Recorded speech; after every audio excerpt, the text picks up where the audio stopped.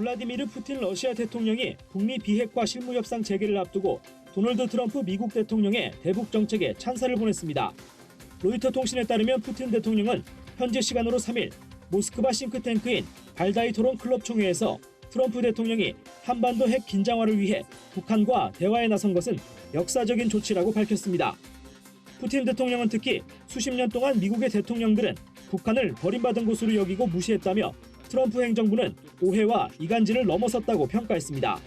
이어 아직 해결되지 않은 문제가 많고 할 일이 많다면서 트럼프 대통령의 관습에 얽매이지 않은 발걸음을 인정해야 한다고 거듭 치켜세웠습니다.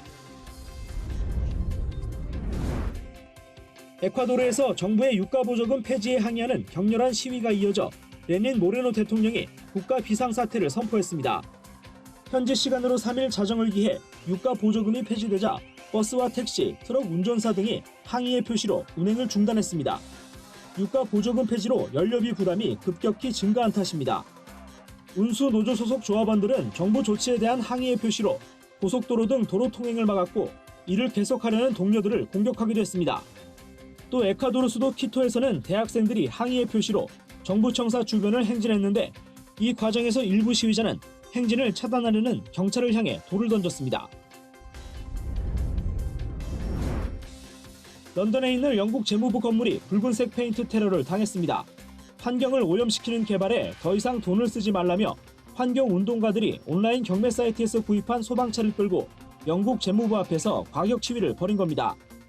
소방차를 탄 운동가들은 건물 벽면을 향해 소방호스를 분사했는데 수압을 이기지 못해 순식간에 호수를 놓쳐버렸고 1800리터의 붉은 페인트로 주변 도로는 엉망이 됐습니다.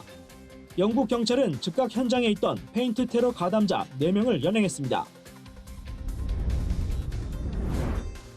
프랑스 경찰관들이 파리에 모여 열악한 근무 환경과 반경찰 적대감을 규탄하는 분노의 행진을 벌였습니다.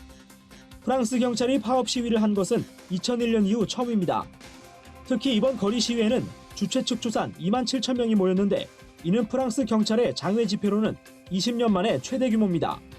이번 행진은 노란조끼 시위 이후 프랑스 내에서 번지고 있는 반경찰 정서를 규탄하는 목적도 가지고 있습니다.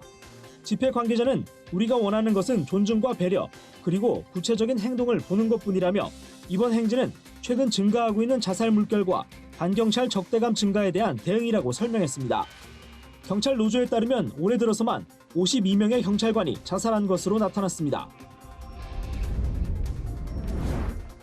팀쿡 애플 최고 경영자가 불법 체류 청소년의 추방을 유예하는 다카 프로그램을 끝내는 것에 반대한다는 입장을 밝혔습니다.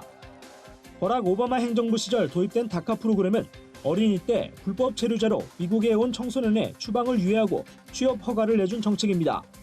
그러나 도널드 트럼프 행정부는 2017년 이 프로그램을 종료하기로 했고 이후 몇 건의 소송이 제기되면서 현재 대법원에 계류된 상태입니다. 팀쿡은 대법원에 제출한 법정 의견서에서 다카를 종료하기로 한 트럼프 대통령의 결정에 반대한다고 밝혔습니다. 그는 우리의 다카 동료들이 우리 회사의 조직으로부터 떨어져 나갈 것이란 전망에 고통스럽다고 말했습니다.